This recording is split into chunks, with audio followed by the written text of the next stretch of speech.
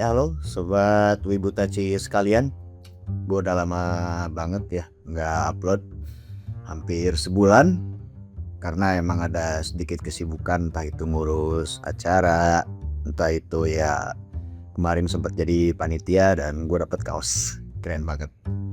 Ya sekarang tanggal 1 Juni 2025 ya. Jadi kemarin gue dapet sebuah ancaman karena salah satu video YouTube yang udah gue buat, yaitu tentang rusaknya Impact Nation. Oh enggak, sorry, hancurnya Impact Nation malah. Video ini bakal agak sedikit panjang ya. Tapi tenang, ini bukan video klarifikasi, ini bukan video tentang Impact Nation-nya itu sendiri. Ini video bukan tentang gue juga. Ini video tentang bagaimana rusaknya lingkungan hobi Jepangan, anime, cosplay. Puncaknya di tahun 2025 ini ya. Padahal gue udah berharap gitu kalau tahun 2025 ini bakal ada inovasi baru atau ada program baru, ada acara baru, generasi baru yang bikin gebrakan baru juga. Salah satunya kemarin gue dapat ancaman.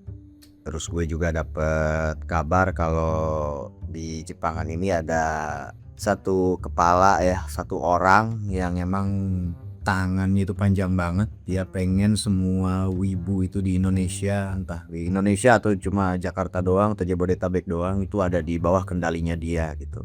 Ketika gue pulang dari event Komifuro kemarin, gue dapet informasi ini itu. Ternyata dunia Jepangan ini kayak udah rusak gitu. Yang dulunya jadi safe space gua, tempat bermain gua, ya safe space buat orang lain juga. Orang-orang nyalurin talent dan hobinya di sini.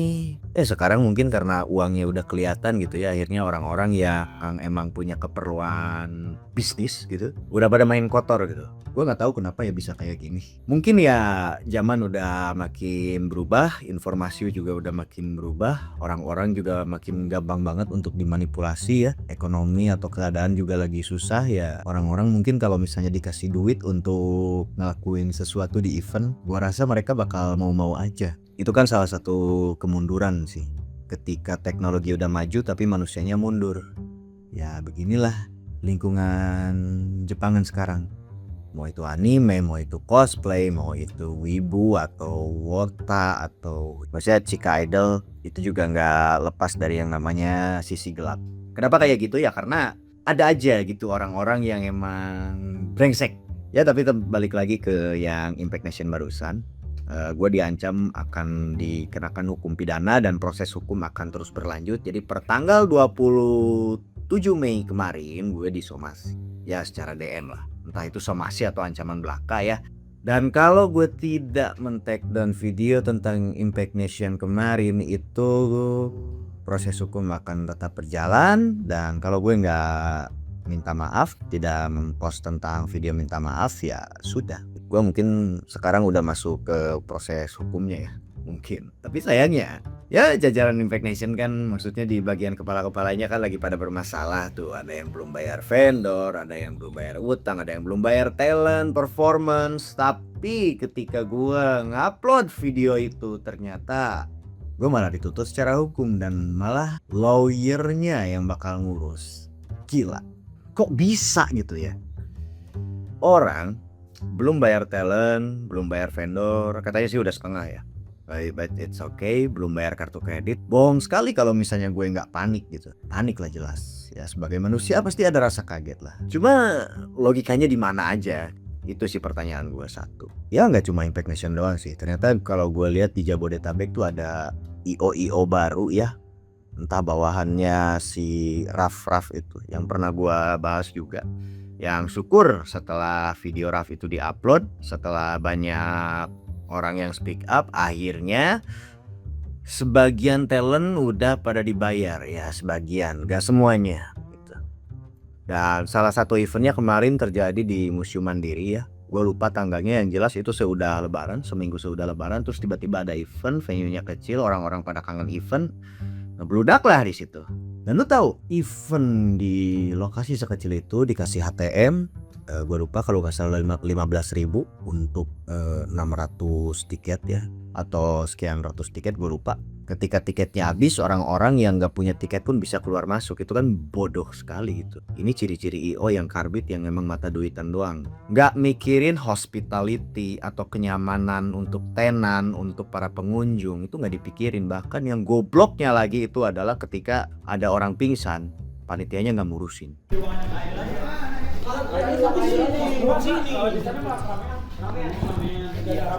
Panitianya mana sih panitianya? Panggil dulu kan ya panitia. Hah? Panitianya pas apa gitu? Dipanggil aja sini dah buat nanganin. Ya udah gue coba cari ya. Eventnya ya sekali lagi gue tekankan itu di Museum Mandiri kemarin sudah bulan puasa. Harapan gue kan generasi baru itu ya, atau misalnya ada penerus-penerusnya gitu di bidang IO tuh at least ada inovasi kayak gitu. Entah itu performance, itu program. Malah makin bodoh gitu. Undang gestar yang tahu-tahu aja gitu. Mandang orang tuh jadi kayak ya udah dia jadi gestar karena dia orang terdekat gue.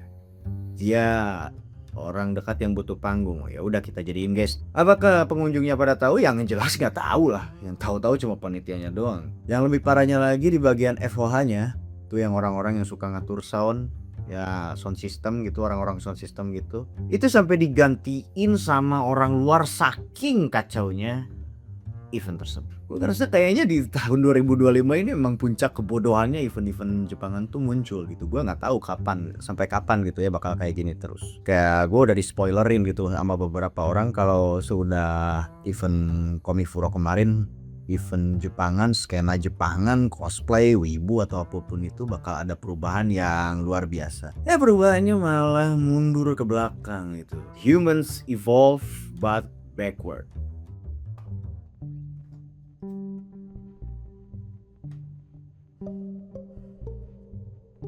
Ya jadi simpel aja sih kalau untuk event Jepangan yang ada di Indonesia ini udah apa ya, gue bilang emang udah masuk ke arah kemunduran sih. Maksudnya kemunduran ini apa ya udah, jadi ya fuck up aja gitu. Fuck upnya dalam artian kayak masih ada harapannya, cuma mungkin perlu ada kebiasaan baru yang emang harus ditingkatkan ya. Kenapa kayak gitu ya? Karena IO-IO-nya yang jadi wadah gitu untuk para wibunya ini sendiri, yang menyediakan wadahnya juga gitu. Karena mereka yang bikin acara, mereka juga yang nyewa tempat, atau mereka emang dikasih tempat sama si vendornya. Akhirnya mereka malah nggak ngasih hospitality apapun gitu, eventnya gitu-gitu aja. Belum lagi hospitality untuk para performance-nya.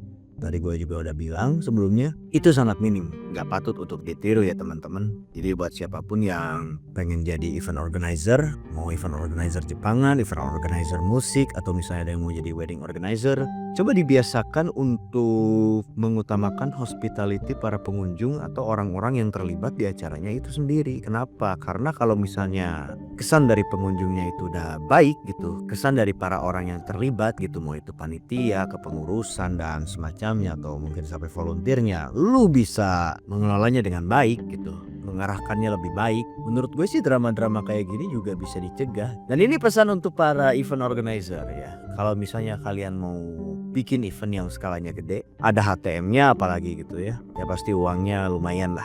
Belum lagi kalau misalnya ada sponsor, udah sponsor venue-nya gratis gitu. Satu lagi sih intinya puncak kebodohan event organizer Jepangan ini adalah ketika mereka udah mulai merasa arogan. Contohnya kayak gini lah, gue punya event organizer.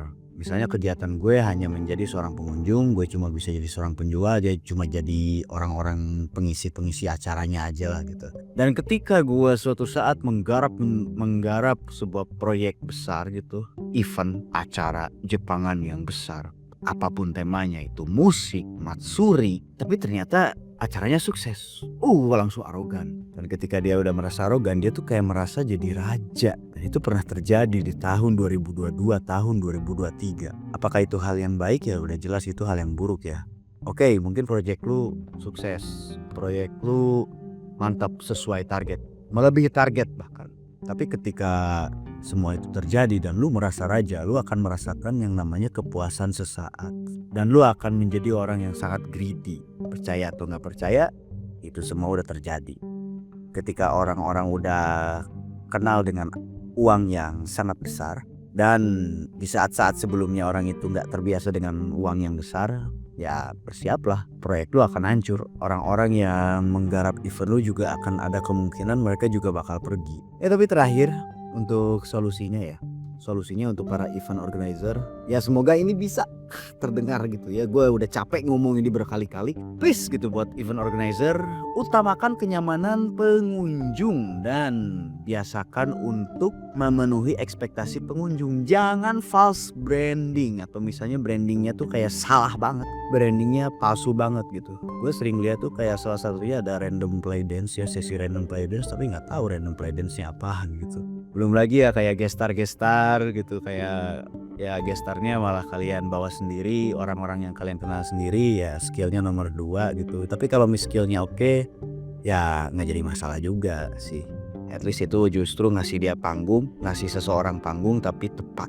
Nggak jadi masalah kalau kayak gitu. Tapi kan ini gue yang sering lihat gitu, orangnya orang-orang terdekat. Bahkan yang kemarin gue lihat ada gestar, dia orang terdekat, bawainnya nggak ada lagu-lagu Jepangannya sama sekali gitu. Padahal itu di event Jepang. Ya, tapi apakah itu salah? Sebenarnya nggak salah-salah amat sih ya. Cuma ya tetap orang-orang bakal tetap mempermasalahkan. Kenapa? Karena kalau lu ke event Jepangan ya lu pasti expect bakal ada orang bawain lagu Jepangan. Lu ke event Korea ya sama kayak gitu. Lu mau ke event Indiaan tuh sekalipun, orang-orang juga bakal expectnya ya bakal pada joget gitu, si audiens dan pengisi acaranya gitu ya. Namanya branding ya itu penting, biar apa? Biar si pengunjung tuh tahu acara lu tuh di dalamnya ada apa aja. Jangan sampai acara Jepangan isinya K-pop semua. Itu lucu sih sebenarnya, tapi ya sudahlah, gue nggak akan terlalu mempermasalahkan. Tapi intinya ya semoga event organizer Jepangan di seluruh Indonesia, walaupun kayak gini ya gue udah capek juga sih ngingetin untuk semua. Gue udah ngasih saran buat kalian semua, para IO dan para pengunjung juga. Gue juga ingin mendidik, please lah, untuk para pengunjung juga gak usah bikin masalah gitu ya. Misalnya IO-nya udah bener, pengunjungnya yang goblok gitu, atau pengunjungnya udah tertib, yang ada yang acaranya yang goblok gitu ya. Jadi sekian itu aja dari gue Malvin di Skena Wibu saat ini ya. Gak ada hal-hal yang spesial, gak ada sesuatu yang emang harus dibesar-besarkan lagi ya. Tapi gue berharap kedepannya hal-hal yang kayak gini tuh bisa dikurangi lah ya. Gak bisa dihilangkan tapi at least bisa dikurangi. Kenapa? Biar bisa mengurangi esensi-esensi drama-drama yang ada di sosial media. Oke. See you in the next video bersama gue Malvin. Semoga event organizer Jepangan di Indonesia gak goblok lagi. Please lah, lu semua tuh belajar gimana caranya nge-pitching sponsor. Itu tuh susah, tapi ya gak ada salahnya lu belajar gitu.